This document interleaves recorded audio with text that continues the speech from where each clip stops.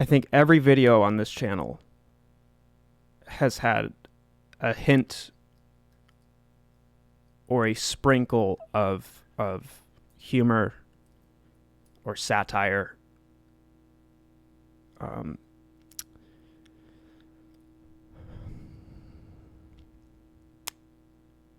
I hope this is the last time that I have to not have those elements in a video.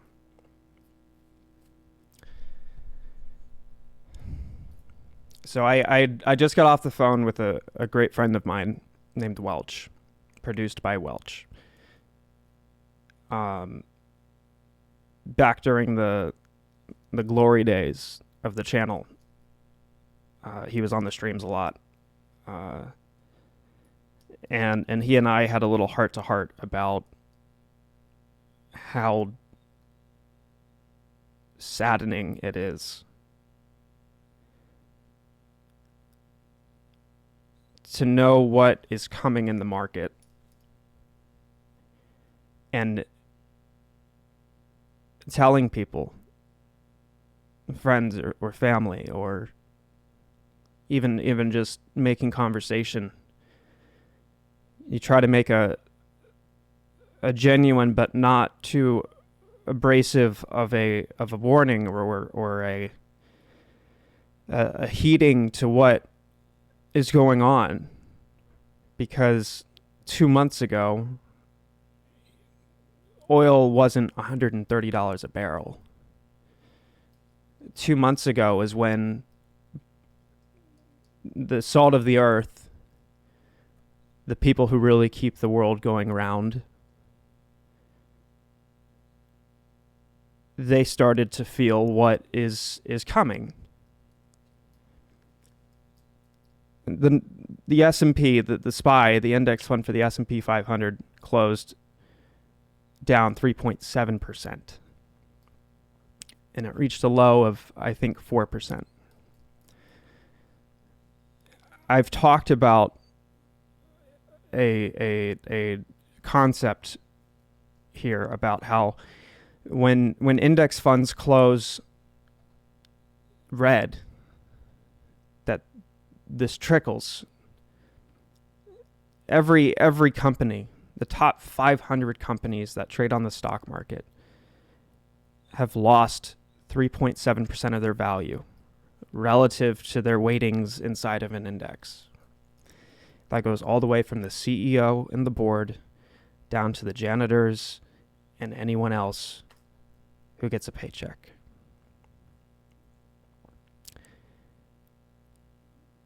That doesn't mean that the CEO and the board members and the janitors feel that. It's not like they show up that day and 3.7% of their check is missing. But eventually, when index funds close down 3.7%, those who push money and liquidity around in the markets begin to unlever. And they start to play the market bearishly. And when markets are played bearishly, you'll typically see any capital dedicated to long positions go from growth to value. One of these value picks might be oil. And then you can dash in the little bit of tension in Europe and then point the finger to that rather than the fact that we have every institution, including the Fed,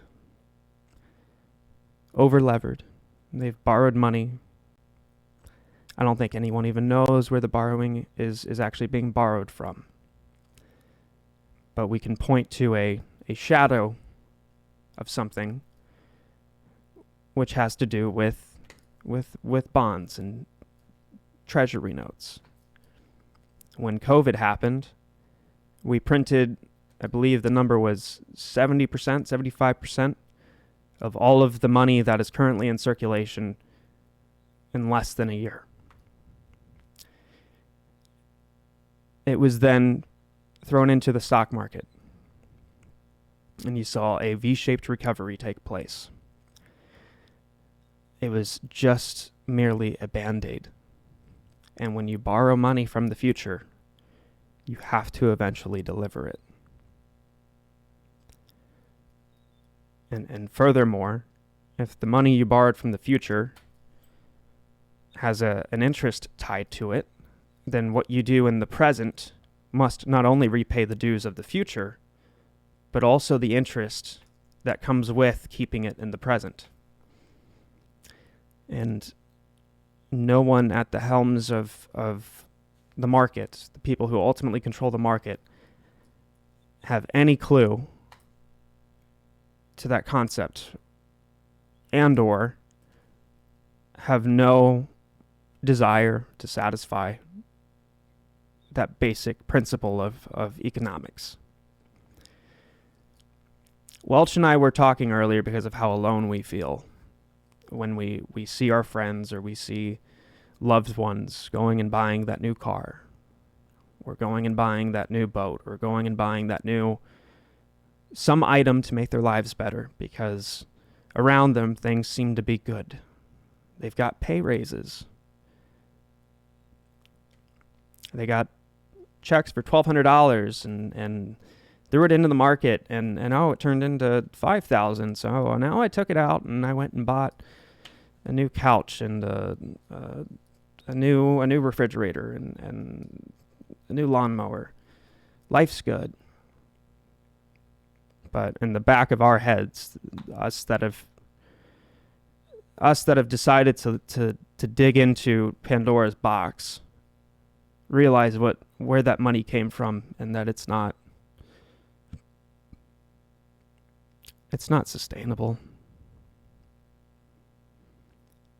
And what it all leads to is that the salt of the earth get rug pulled.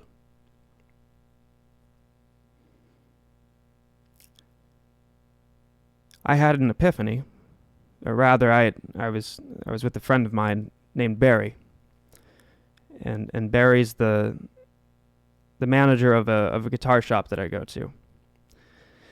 I went in a couple days ago to get my Les Paul restrung, cleaned up a little bit, and Barry had brought some things up about the market. Now, mind you, Barry did not know that I had a YouTube channel, let's say about 2 months ago. In fact, it started off that he was talking about something in the market to get my input on, and I think that he was assuming that I didn't know much, that I was just some kid who had bought Dogecoin back in January of 21, and now I think I'm the shit. So he asked me some good questions, and I gave some satisfactory answers, and we got to know each other a bit more, and then I left, and every time I'd come in, we'd talk about the market. And then one day, I told him about the channel, and, he loves it. Of course he does.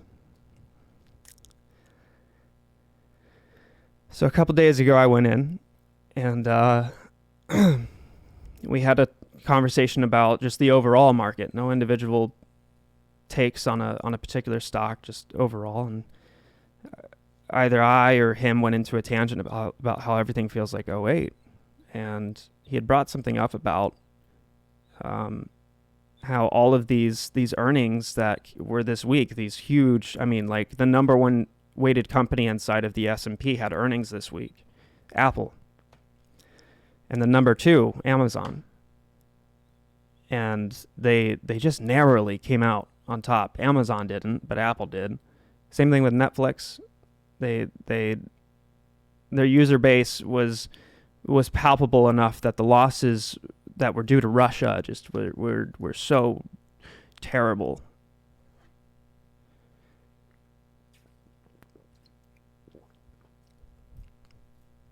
And that's when he mentioned, well, who does the earnings estimates? And then it clicked. The same the same mechanic of those who were giving credit ratings to loans back in 2008. It was just Moody's and Standard & Poor's. We're deliberately giving false and inaccurate ratings to sustain the lending market. They knew that they weren't, the money wasn't good. They knew that the collateral wasn't good. And yet they still would get the loan proposal, check it off, send it off to an institution. They didn't have any care or consideration for the rudimentary principles of what makes a lendee worth lending to. If you watched The Big Short, it was things like, have they had any defaults in the past?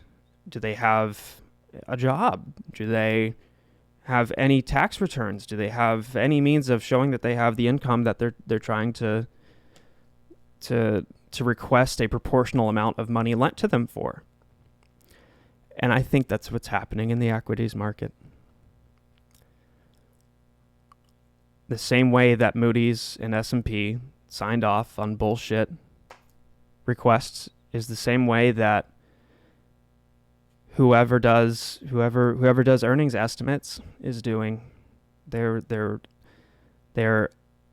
intentionally skewing the estimates so that when these companies report, oh, they beat earnings.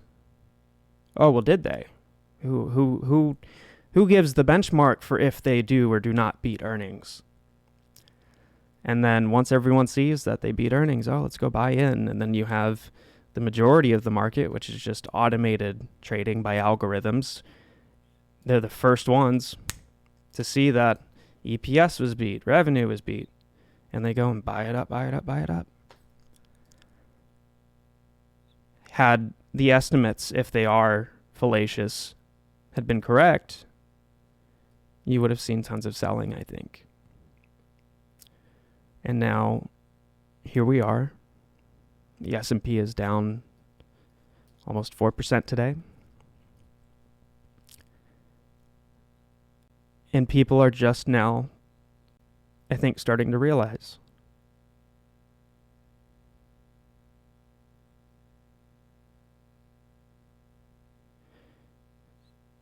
You know, in 2008, I was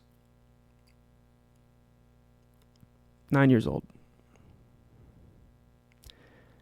I had no idea what was going on. I was protected. I didn't have a job. I didn't have bills. I didn't have kids of my own to look after. I didn't have kids of my own that I had to pay for school fees and field trips and supplies. But my parents did.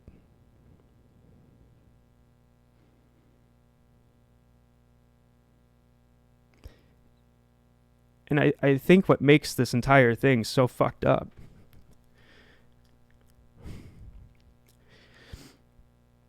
is that had I known, had I been older,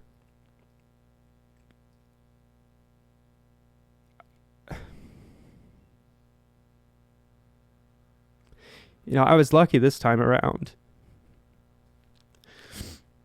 I was really fucking lucky this time around. I don't know when this shit's gonna come down, man. But I've got myself okay. And I've got my dad and my mom okay. But I got lucky. I went and I learned about this shit. And I fucking hate it. I fucking hate it.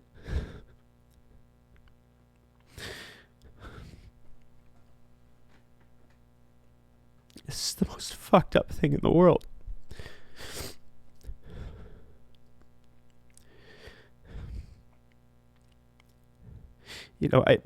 My dad, he would come home a little more stressed out than usual.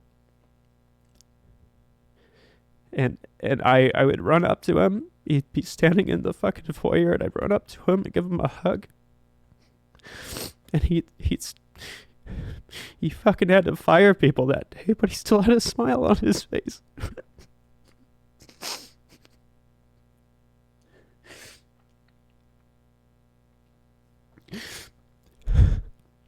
And now this time around,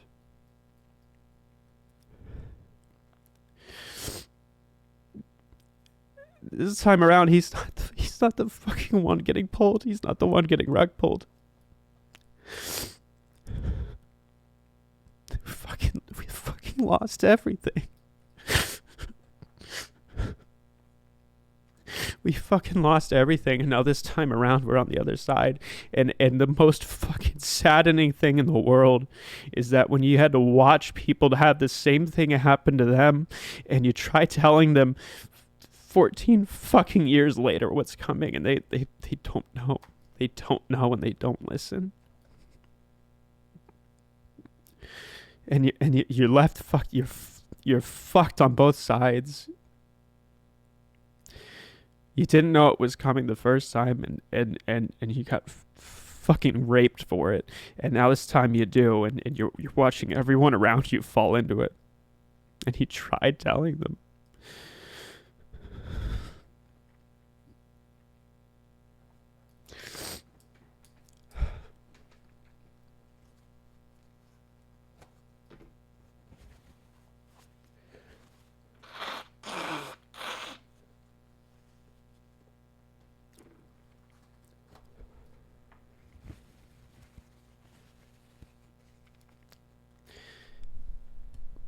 Part of why I have the image that I do, the way that the channel is the style to it, the cursing, the rock and roll, the leather jackets and the shades and the jokes, the humor, the lack of respect towards the thing that I talk about is because of that. Had people just looked in 2008, a few of them did.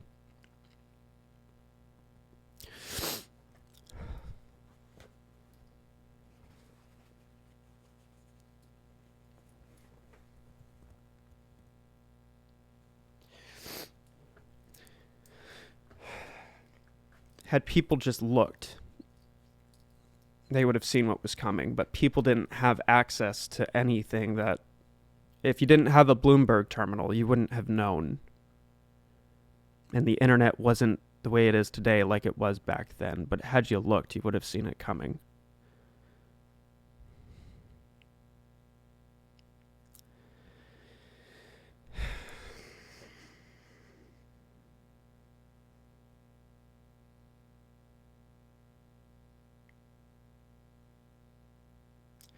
The whole entire reason for me, not only with the channel, but who I am, and the disrespect actually that I have towards the market, is because of what happened in 2008. Had people just had the resources,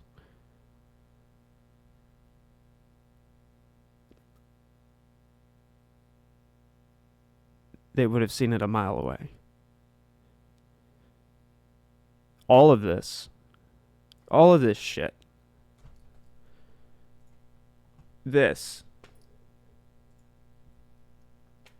it's really a simple thing.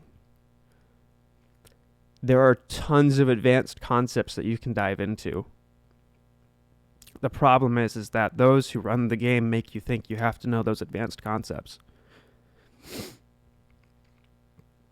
They hide the basics from you, and then shove all of the complexities and intricacies right into your fucking face and say, oh, you wanna You want to trade options? Well, okay. Well, tell us about your background. Tell us about your experience. How many years have you been trading? Have you ever touched anything risk related? Have you ever had a leveraged portfolio before? Have you ever traded futures? Have you ever traded bonds? Have you ever traded equities before? And albeit, yes, options are a complex thing. But when it comes down to brass tacks, if you're simply only playing long and you're not selling anything short, options are one of the best things that you can learn about.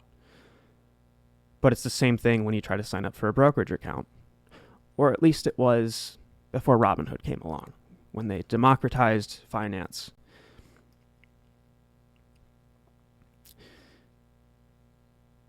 The legislation involved with the market, there's 10 different terms for one actual thing. It's all intentionally ambiguous and hyper labeled and hyper compartmentalized. There's 7 different clearing corporations that all still settle for one individual instrument, but we've made so many derivatives that now we have to have extra clearing corporations and clearing houses so that we can mitigate risk and isolate any contagions. But in actuality, it's the fine print and the settlement times and the instruments themselves are being abused.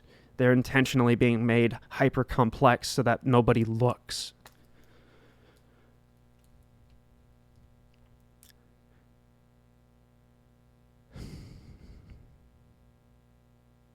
I don't know when things are going to come down.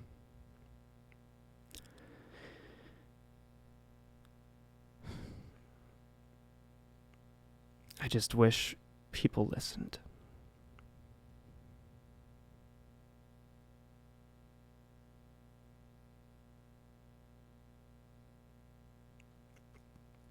And I will not be dancing.